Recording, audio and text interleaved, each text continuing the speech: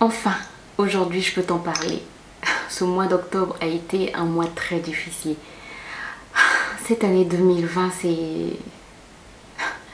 ça a été une année très compliquée. Elle n'est pas encore terminée, mais je crois, au vu de toutes les circonstances que j'ai eu à traverser, que nous avons eu à traverser, ma famille et moi cette année, et plus particulièrement que j'ai eu à traverser cette année, je pense que Dieu nous réserve de grandes bénédictions, de grandes victoires. Parce que cette année, une année très très très compliquée.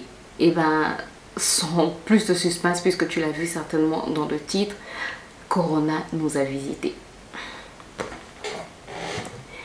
Tu sais, quand on parle du coronavirus, quand on parle du Covid, bon, après, il y a des gens qui disent la Covid. Au début, c'était le Covid, maintenant c'est la Covid. Bref, moi, je suis habituée à dire le Covid. Donc, dans toute la vidéo, je pense, soit je vais dire Corona, soit je vais dire le Covid. En tout cas, tu m'excuses, mais je ne suis pas encore habituée à dire la Covid. Je trouve que ça sonne pas bien. Donc, je vais dire soit le Covid, soit Corona. Bref, quand Corona visitait certaines personnes, ça me faisait mal. Ça me faisait mal, mais tu sais, quand quelque chose ne t'atteint pas personnellement, tu ne connais pas la gravité tu peux pas connaître la gravité de la situation. Et, je pense que c'était le 3 ou le 4, en tout cas, en début de ce mois-ci. Ouais, non, c'était même pas le 3, avant le 3, en tout cas, au tout début du mois, mon mari a commencé à avoir une grippe. Une grippe simple, voilà, on commence à traiter la grippe. Après, on se dit, ah, mais la grippe, là, vraiment, tu prends du Doliprane. Après, bon, avant d'être interrompue par ma mère, donc j'étais en train de dire, donc ça a commencé par une grippe. On a commencé à traiter la grippe. Je pense pendant 2 jours, ça n'allait toujours pas. Et en tout cas, juste une grippe simple. Donc, un peu de rhume, un peu de maux de tête. Une petite toux seulement, pas une vraie toux. On a commencé avec des infusions aussi, le citron, l'ail, bref. Et après, la nuit, une nuit en tout cas, du vendredi au samedi, un vendredi, dans la nuit, il a commencé à faire de fortes fièvres. Mon mari n'a pas l'habitude de faire de fortes fièvres. Donc, je le réveille, je lui donne les médicaments et je lui dis, demain, on va à la clinique. Donc, le lendemain, samedi matin, on se rend à la clinique. On nous dit que c'est le palu. On lui prescrit des produits, des comprimés, on rentre à la maison, il suit son traitement. Lundi matin, il se réveille, il dit ok, ça va mieux, je vais aller au travail. Heureusement, je me dis ok, on va aller ensemble, on dépose l'enfant et après moi je vais aller faire mes courses. Donc on dépose l'enfant, après je me dis ok, on continue au centre-ville, donc pour que lui il aille au travail et moi du centre-ville, je vais continuer mes courses. On arrive au centre-ville, lui ça n'allait pas. En tout cas, ça n'allait pas du tout. On arrive devant son bureau, ça n'allait pas du tout. Je lui dis, on va voir le médecin, comme ça il va te donner un arrêt pour que tu puisses te reposer. Peut-être que tu as juste besoin de repos. Et il avait commencé à faire de la diarrhée et il vomissait. Nous, on se dit que c'est toujours le palu et les fortes fièvres continuaient. Il continue avec le Doliprane. Donc, on va voir encore le médecin. On fait d'autres examens. On dit qu'il a beaucoup de palu. Les résultats tombent. On nous dit qu'il a beaucoup de palu et on nous prescrit des injections. Pendant ce temps, en fait, pendant que nous sommes à la clinique à attendre des résultats des examens qu'on a eu à faire, je rencontre un ami médecin et je lui explique la situation. Cet ami médecin nous avait déjà vu le samedi et il me dit, mais madame, faites le test PCR parce que s'il fait de fortes fièvres, il faut déjà penser comment est-ce qu'on dit ça, au corona. On se dit ok, on en parle au médecin qui nous a reçus. Le médecin qui dit non, c'est certainement le palu, il a beaucoup de palu, donc il nous prescrit des injections. On prend quand même le traitement, mais on va aussi faire le même jour, le lundi en question, on va faire le test PCR. Quand on va faire le test PCR, je rencontre une de mes belles-sœurs. Il y a un avion qui passe. Quand on va faire le test PCR, donc son test PCR, on rencontre une de mes belles-sœurs, donc la sœur à mon mari, qui me dit ah, mais il y a maintenant beaucoup de corona, il faut faire attention, tout et tout. Bref, elle nous dit il faut toujours porter le masque parce que nous on se rend compte qu'il y a maintenant beaucoup de cas de Covid. Ok, on rentre à la maison, on commence le traitement donc des injections. On se dit ça va aller, on prend le Doliprane, il prend le Doliprane, il y a des antibiotiques aussi, mais la diarrhée continue et les vomissements. Et il ne mange plus. Donc dès qu'il veut manger, il vomit. Dès qu'il veut manger, il vomit. Mardi vers midi, on vérifie sur internet les résultats du test PCR et on nous dit il faut vous rendre à tel endroit. Donc j'appelle ma belle-sœur pour dire mais regarde, on a vérifié les résultats, mais on nous dit qu'il faut qu'on se rende à tel endroit. Elle me dit le test est positif. Donc il faut aller prendre le traitement. Alors là, je peux te dire, c'est comme si la tête c'est comme si le ciel m'était tombé sur la tête. Je pensais que Corona c'était seulement pour les autres. Je ne savais pas que ça pouvait nous arriver.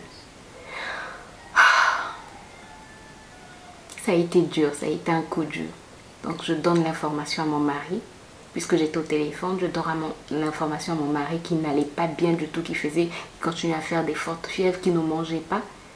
Et tout de suite, j'ai vu son visage se métamorphoser. Tout de suite, j'ai vu qu'il commençait à paniquer. On se rend à l'endroit où on va prendre le traitement. On arrive là-bas, je sens que mon mari n'arrive pas. Je sens vraiment que ça ne va pas. Je n'ai jamais vu mon mari dans cet état. On récupère les résultats. On récupère plutôt les médicaments. On nous prescrit le traitement, on récupère les résultats. Et on nous dit que l'enfant... Déjà que moi je dois faire un test pour voir si moi aussi je ne suis pas contaminée. On doit récupérer l'enfant à l'école. L'enfant aussi doit faire un test. Donc voilà. Donc tout de suite on va à l'école de l'enfant. J'explique la situation. Je récupère l'enfant. On rentre à la maison et on commence le traitement. Et j'essaie d'appeler les personnes avec lesquelles il est en contact pour dire voilà, il a été testé positif et voilà, il faut soit vous faites le test, en tout cas le mieux c'est de faire le test et voilà pour savoir ce qu'il en est. La nuit ne se passe pas très bien, c'est très compliqué, il ne mange toujours pas, la diarrhée continue, les vomissements, mais il prend son traitement. Donc dans le traitement qu'on donne, il y a de la chloroquine et il y a de un antibiotique en tout cas. Donc il continue le traitement, il ne mange pas. Le lendemain, mon fils et moi, on va faire les tests pour voir ce qu'il en est. Mais nous sommes quand même en quarantaine avec mon mari, quoi. Donc tous les trois, nous sommes à la maison en quarantaine. Heureusement que j'avais des gens qui pouvaient venir me déposer le marché juste devant le portail.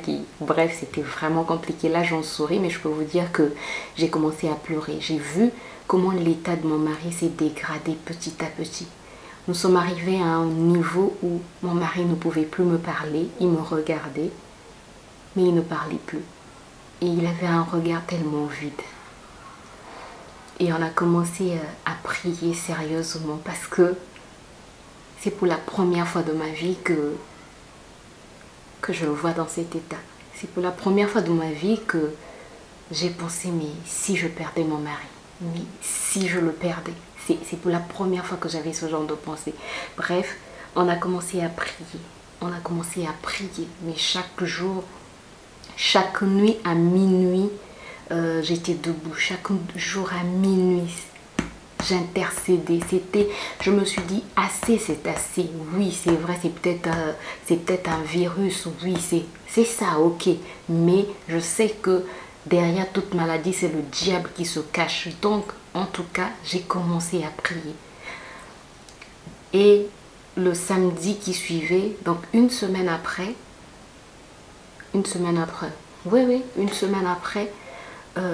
j'ai senti que mon mari est en train de partir. Malgré les prières, bien que je priais, bien qu'on donnait les médicaments, ça n'allait pas. On a décidé d'arrêter le traitement des antibiotiques parce que ça l'épuisait. La diarrhée continuait, les vomissements continuaient.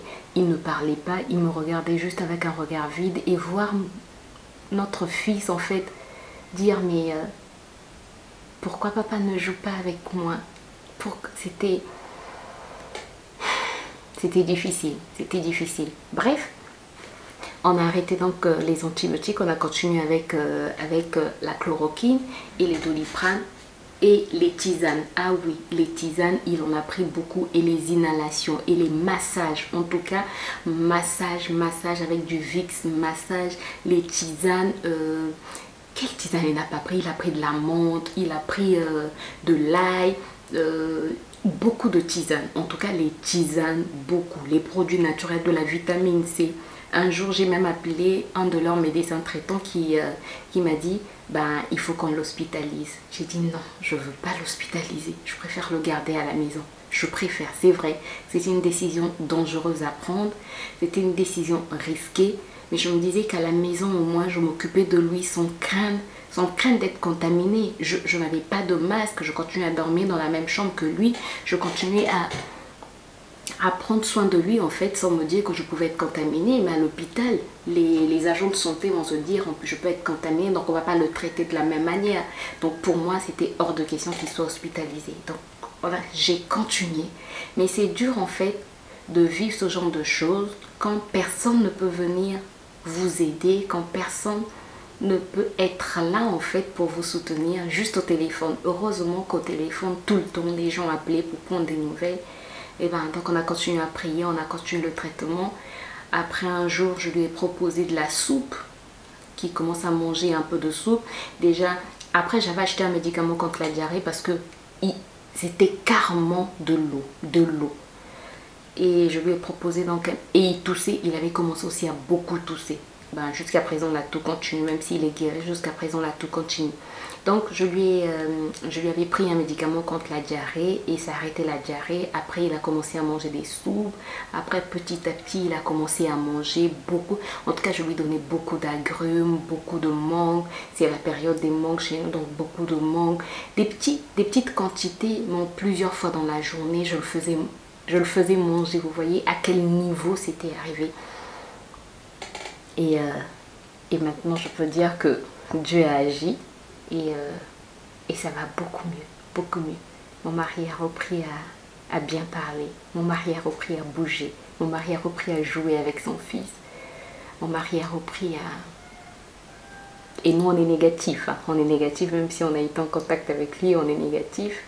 Et je suis tellement reconnaissante. Je tenais à partager ce témoignage pour réconforter toutes les personnes qui passent par des moments difficiles.